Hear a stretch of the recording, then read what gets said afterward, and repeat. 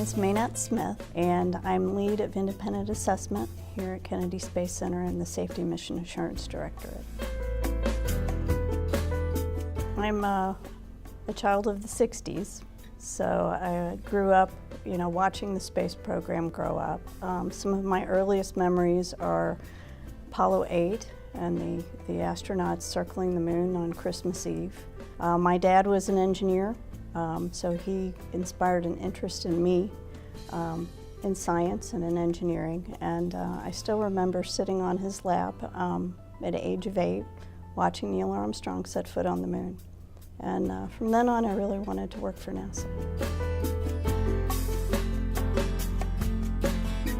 My first day at NASA was June 13th, 1983. My supervisor took me around. The first place we went to was the high bay in the ONC building. Historically, that's where they processed all the Apollo command modules, but they were processing all the Space Lab modules there. At the end of that first week, STS-7 launched with Sally Ride aboard, so it was kind of a capstone of a lot of emotion during that first week to see that happen. It really drove home where I really was at and what I was going to be doing. When I came out here, the groups I originally belonged to had very few females, but I never felt that to be a detriment. I felt always supported, I always felt part of the team, and I found that my supervisors were very much interested in mentoring me and seeing me succeed. So just the opportunity to work with passionate people who are passionate about space from all over the world has really been rewarding. One of the highlights is the first experiments that I worked on. I was responsible for testing out some of the experiments that flew on the space shuttle. The first experiments that I actually tested and flew were on STS-14 or STS-41D. And seeing those fly and work perfectly in orbit and later captured in the movie The Dream is Alive, still brings me a lot of happy memories. I'm very proud of it. The hardest time I've had is really more of a hard time NASA had. I was here for Challenger and I was here for Columbia. And Challenger probably hit me a little more personally because I did know one of the astronauts aboard. I went outside to watch it launch and saw the accident. And it still, to this day, very much affects me. I think that really drove home for me the need to constantly be keeping our eyes open for the unknown unknowns.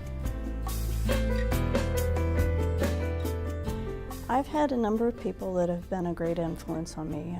My dad was a father of all girls, and he very much made us firm believers that we could do anything we wanted to. He very much inspired an interest in me in science and math. He would take me on his job sites when he was going out to work on things. He showed me what engineering beyond the theoretical was and how much he had a passion for it, which gave me a passion for it. My mother was very much a woman ahead of her time and very much supported that same precept that, as women we could be whatever we wanted to be. A lot of the issues are really not only technical, but also getting the teams to work together. Getting everybody to think through the problem and to open their eyes to the possibilities and work as a group sometimes is the greater challenge. One of the skills I've learned, because I've both worked as a technical and also as a manager, is those interpersonal skills and building those relationships and helping guide the conversation to get to a point where you come to a solution. Well, I think between a combination of what I've learned in my personal life and also at work is the importance of teamwork, the importance of working well with others, of communicating well, and of really trying hard. Sometimes things don't come easy. Sometimes you fall on your face the first time, but if you keep trying and persevere, it works out in the end. There's an amazing future out there, and I look forward to the next generation taking us further out into space.